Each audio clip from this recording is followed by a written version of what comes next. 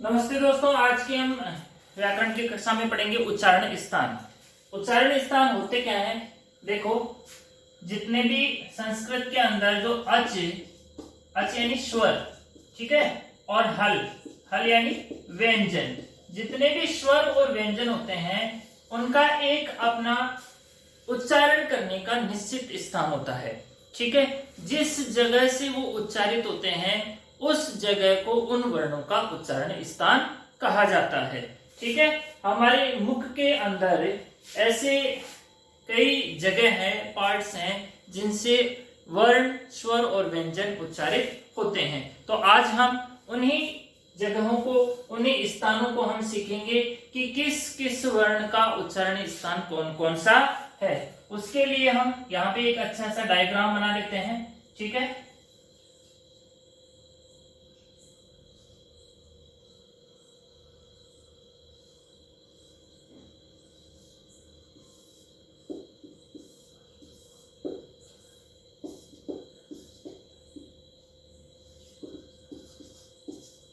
अब इसके अंदर ये अपना मुख है।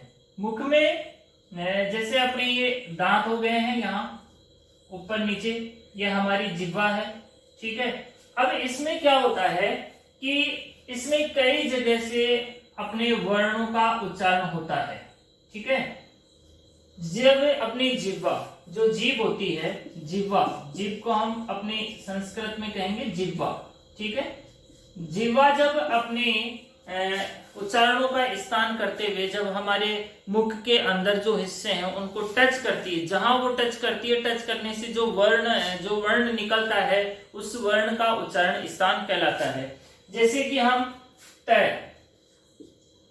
जब त या थ या द या ध, इनका जब हम उच्चारण करते हैं तो आप एक बार बोल के देख सकते हैं। जब तय का और ध का जब उच्चारण करते हैं तो हमारी जो जिह्वा है वो हमारे दांतों से टच होती है, दांतों को स्पर्श करती है, इसलिए इनका उच्चारण स्थान दंतः कहा जाता है। ठीक है, इनका उच्चारण मतलब दांत कहे जाते हैं। त वर्ग का जो उच्चारण स्थान होता है वो दांत होता है। जैसे हम प वर्ग की बात करें यहाँ पे कि प, फ, ब और भ, ये ऐसे वर्ण हैं जिनको हम होठों को ऐसे टच करे बिना नहीं बोल सकते। आप कोशिश करके देख लीजिए, पापा, मम्मी, बाबा, फूफा, ये ऐसे शब्द जिनमें अपने को, जैसे पापा होठ टच हुए तो इनमें होठों को टच करना पड़ता ही है। अगर हम होठों को आपस में स्पर्श नहीं करते हैं तो प, फ, ब, भ ये वर्ण उच्चारित नहीं होते हैं, इसलिए इन वर्णों का उच्चारण स्थान होता है ओष्ठ। ठीक है, तो आज हम कक्षा में यही सीखेंगे, आज की कक्षा के अंदर, कि कौन से वर्ण का उच्चारण स्थान कहाँ होता है। इससे पहले मैं आपको इसके अंदर बता देता हूं कि कहाँ कहाँ कौन कौन से स्थान होते हैं। जैसे यहाँ जब जीभ के जस्ट यहाँ पे, इसको हम कहेंगे कंठ। ठीक है, कंठ से आप कैकी लाइन बोलकर देख लीजिए, जब हमारी जिह्वा जहां टच हो रही है वो होता है कंठ। जैसे क, ख, ग, घ, न, ठीक है, बिल्कुल ऐसे टक ऊपर। ठीक है, कंठ के बाद में हम आते हैं यहाँ पर, ये है तालु।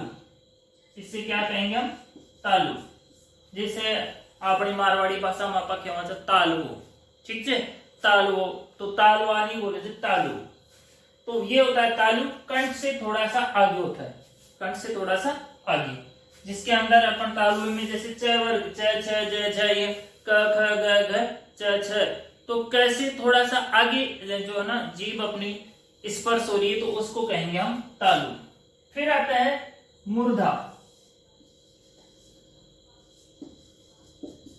मूर्धा कहाँ होता है? जो अपने दांत होते हैं, दांतों के जस्ट पीछे के हिस्से को हम मूर्धा कहते हैं। ट की लाइन आप इसमें बोलकर देख सकते हैं कि ट, ठ, ड, ढ, ढ। जो तालु और दांतों के बीच की जो जगह होती है उसको यहाँ पर मूर्धा कहा जाता है। उसके बाद में आता है दंत। ठीक है, कंठ, तालु, मूर्धा और दंत, ये दंत आएंगे। उसके बाद में होते हैं ओष्ठ।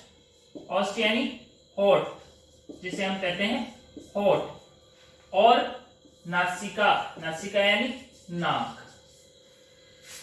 और एक और होता है जिह्वा मूल्यम, मूल, मूल, मूल यानी जड़, जिह्वा की जो जड़, जहां से जो उच्चारण स्थान होता है, जो वर्ण उच्चारण होते हैं, उनको कहते हैं जिह्वा मूल्यम। ठीक है, जिह्वा मूल्यम। तो ये होते हैं हमारे मुख के अंदर प्रमुख उच्चारण स्थान जो होते हैं, इस तरह से।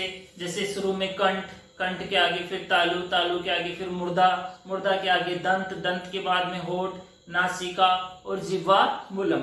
तो अब हम यहाँ पे वर्णों को वर्गीकरण कर लेते हैं। कौन कौन से वर्ण का उच्चारण स्थान जो होता है कहां से होता है, उसको हम एक बार यहाँ पर वर्गीकरण कर लेते हैं। ठीक है, ये तो आपको समझ में आ ही गए होंगे, इनको भी हम बाद में साफ करेंगे। जैसे चलते हैं, सबसे पहले अकुह विसर्जन या नाम कंठ है।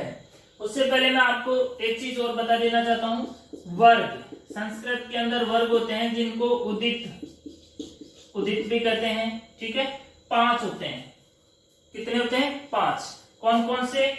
कु, चु, टु, तु और पु। ठीक है,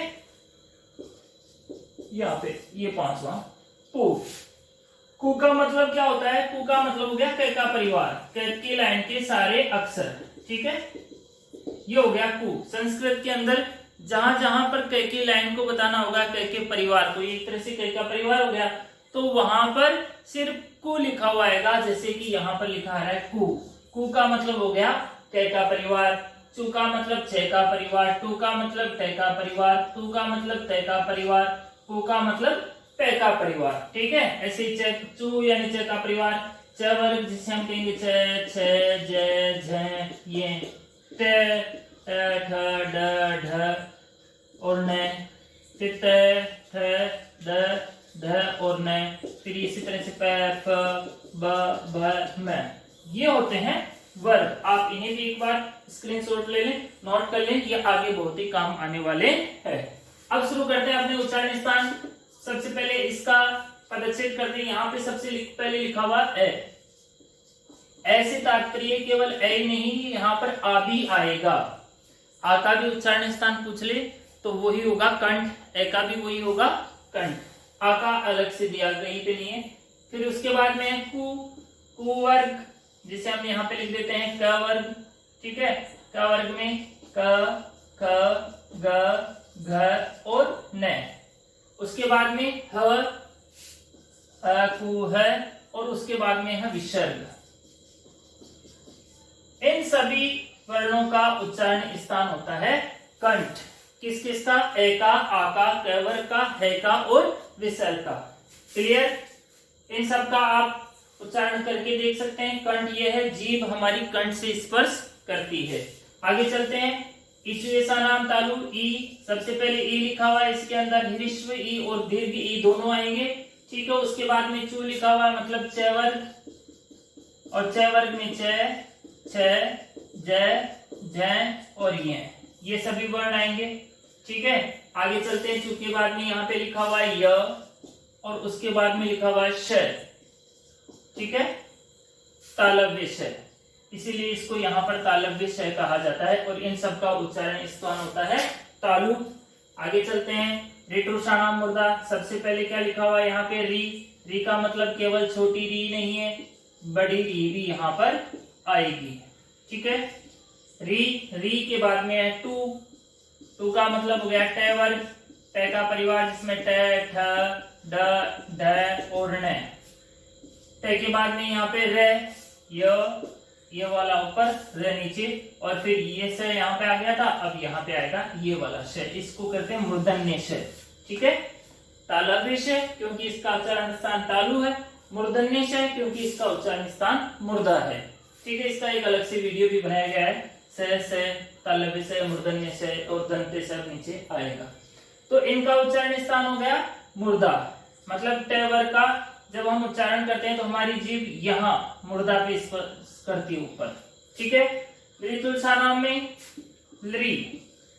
लरी के बाद में केवल ह्रस्व दीर्घ नहीं आएगा, दीर्घ भी आएगा ना। नहीं आएगा, क्योंकि री जो होता है ना केवल ऋष्व होता है, दीर्घ होता नहीं है, बड़ा होता है नहीं है, छोटा ही है, फिर वो सीधा प्लुत होता है। फिर उसके बाद में तू वर्ग में त वर्ग आ जाएगा तू में, जिसमें त थ द ध और न, त का सारा परिवार यहाँ पे इकट्ठा हो जाएगा। उसके बाद में है ल के बाद में चलते हैं तो स, और इस तरह से इन सभी वर्णों का उच्चारण स्थान हो जाएगा यहाँ पे दंताः, इसीलिए इस स को यहाँ पे दंते से कहा जाता है। अब चलते हैं ओष्ठ, ओष्ठ की तरफ, होठ से जो उच्चारण स्थान होते हैं वहां पे, ठीक है। ओष्ठ में कौन कौन से वर्ण आते हैं देखो, ओष्ठ में उ, सबसे पहले उ है, उ के बाद में बड़ा उ, दीर्घ उ, ह्रस्व उ दोनों आ जाएंगे, ठीक है। और यहाँ पे आ जाएगा पु, पु का मतलब प वर्ग, और प वर्ग के अंदर प फ ब पूरा प का परिवार यहाँ पे आ जाएगा, प फ ब भ और म, ठीक है। उसके बाद में उपध्मा, देखो उपध्मा वर्ण यहाँ पे नया शब्द है। उपध्मा क्या होता है, जो प और फ ये होते हैं अर्ध विसर्ग, जब इनके बाद में अर्ध विसर्ग, ऐसे जो ये सिंबल है ना, ये अर्ध विसर्ग का आधा विसर्ग अगर इनके बाद में आता है तो उनको उपध्मा कहा जाता है, ठीक है। तो ह्रस्व उ, दीर्घ उ और प वर्ग, मतलब प की पूरी फैमिली यहाँ पे, और ये अर्ध विसर्ग वाले प और फ जिनको उपध्मा कहा जाता है। प्रश्न ये भी पूछा जा सकता है कि उपध्मा का उच्चारण स्थान कौन सा होगा, तो सीधी सी बात है ओष्ठ होगा, ठीक है। फिर आते हैं नासिक वर्ण, नासिक का मतलब क्या होता है, नाक, नाक से कौन कौन से वर्ण यहाँ पे बोले जाते हैं, देखो ये जितने भी हमने यहाँ पे लिखे थे वर्ग, उन सबका जो अंतिम अक्षर है, पांचवा अक्षर फैमिली का लास्ट से लास्ट का मेंबर जो होता है वो नाक में से बोला जाता है। सबसे पहले यहाँ पे ये के बाद में मैं के बाद में न, और न, और उसके बाद में न, पांचों आगे फैमिली के पांचों पांच हैं। वो अपने छोटा मोटा जीवन होता गांव में, फिर टाबर टूबर तो लागे थे बियान, ये टाबर टूबर ये सब नासिका के अंदर आ गए, जो लास्ट के छोटा जन ये सब नासिका के अंदर आ गए हैं, यम गणनम, ठीक है। फिर चलते हैं कंठ तालु, कंठ और तालु यहाँ पर दो उच्चारण स्थान है, एक कंठ एक तालु, ठीक है। कौन कौन से, एक एतौ, ए और आई, ठीक है। फिर ओदोतो कंठोष्ठम, यहाँ इसको आप एक बार लिख लें, स्क्रीनशॉट ले लें, नोट कर लेना वर्ग कितने होते हैं।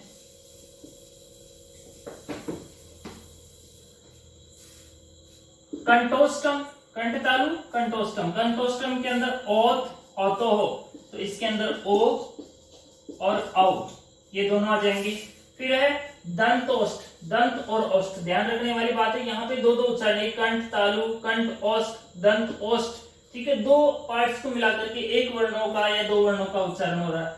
यहाँ पे हो जाएगा व, दंत और ओष्ठ किसका हो गया, व का। जिह्वा मूल्यम, जिह्वा मूल किसे कहा जाता है, जैसे उपध्मा कहा गया है ना यहाँ पे पैकोन फैको, वैसे जिह्वा मूल जो है ना वो क, इसके बाद में ऐसे अर्ध विसर्ग, ख, इसके बाद में ऐसे अर्ध विसर्ग, इनको जिह्वा मूल्यम कहा जाता है,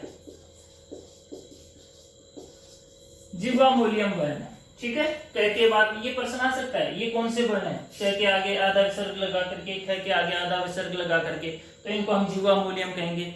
या फिर ऐसे लिख करके इनको पूछा जा सकता है कि इनका उच्चारण स्थान क्या होगा, तो जिह्वा मूल होगा, ठीक है। या जिह्वा मूल्यम वर्ण कौन कौन से हैं, या उपध्मा वर्ण कौन से हैं, उनका उच्चारण स्थान कौन सा है, तो इसको थोड़ा याद कर लेना है।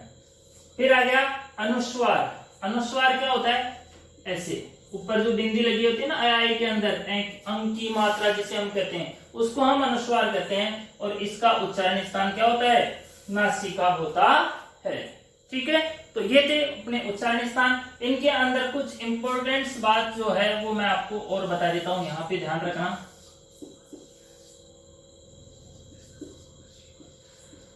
दो उच्चारण स्थान वाले वर्ण है, ठीक है। इनमें कैसे ऐसे कई वर्ण हैं जिनका उच्चारण स्थान मतलब एक नहीं दो है, दो जगह से बोले जाते हैं, ठीक है।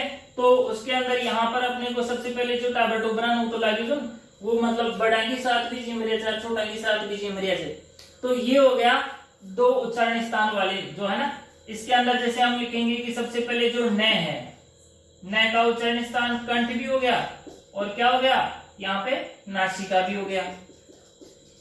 देखो ये जो न था क का अंतिम अक्षर, देखो यहाँ पे जो है इसमें भी आ रहा है और यहाँ पे भी आ रहा है, तो दो उच्चारण स्थान हो गए। न में इसका कंठ भी हो गया, नासिका भी हो गया। फिर उसके बाद में हम चलते हैं यहाँ पे च का अंतिम अक्षर, ठीक है, इज्वेसा नाम तालु, तालु भी हो गया और नासिका भी हो गया। फिर हम चलते हैं न के बाद में न का स्थान मुर्दा भी हो गया और नासिका भी हो गया। फिर चलते हैं अपन न के अंदर ये जो न था इसका दंत भी हो गया और नासिका भी हो गया, नासिका सबका आएगा इनका, ठीक है। फिर चलते हैं मैं का ओष्ठ भी हो जाता है और यहाँ पर नासिका भी हो जाता है। तो 5 वर्ण तो ये हो गए। पांचों के बाद में एक कंठ तालु, 6, 7, 8, 9 और 10, 5 ये हो गए, ठीक है। तो दो उच्चारण स्थान वाले कुल वर्ण कितने हो गए 10, 5 ये और 5 ये, क्योंकि ए और ऐ को यहाँ पे कहा गया है दो, कंठ और तालु, और अव को कहा गया है कंठ और ओष्ठ, व को कहा गया है दंत और ओष्ठ। इस तरह से अगर प्रश्न अगर पूछा जाए कि दो उच्चारण स्थान वाले वर्ण कितने हैं, तो 10 हैं। एक तो पंचम वर्ण टाबर, और ए ऐ ओ औ जिनके छोटे नहीं होते हैं, ह्रस्व नहीं होते हैं, इनके बड़े बड़े होते हैं सभी। तो ये था आज की क्लास में हमने पढ़ा उच्चारण स्थान, अपने उच्चारण कौन कौन से वर्ण है जिनका उच्चारण स्थान कौन कौन सा है, उसके बारे में आज की कक्षा में हमने पढ़ा। आप इसका स्क्रीनशॉट ले सकते हैं। आपको अच्छा लगा हो, समझ में आया हो तो लाइक कीजिए, सब्सक्राइब कीजिए और शेयर कीजिए। थैंक्स।